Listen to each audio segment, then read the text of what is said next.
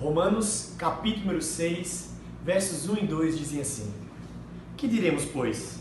Permaneceremos no pecado para que seja a graça mais abundante? De modo nenhum.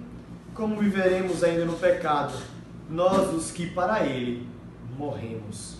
O apóstolo Paulo, escrevendo a sua carta missionária para a igreja de Roma, com o desejo de chegar até a Espanha e proclamar o evangelho ali, ele desenvolve um conteúdo extremamente denso.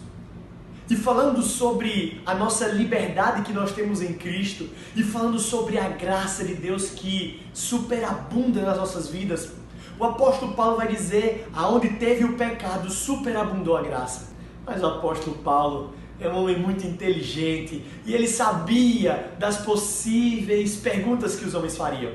Então ele mesmo pergunta: então a gente vai viver pecando para que tenha mais graça sobre a nossa vida? Ele diz: não.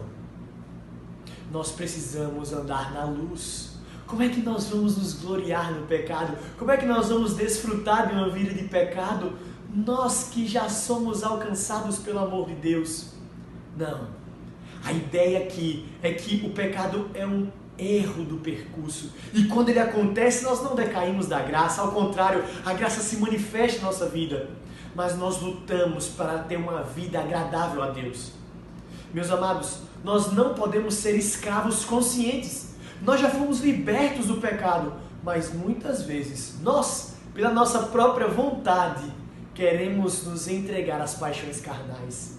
O que nós precisamos, na verdade, é lutarmos cada vez mais contra nós mesmos.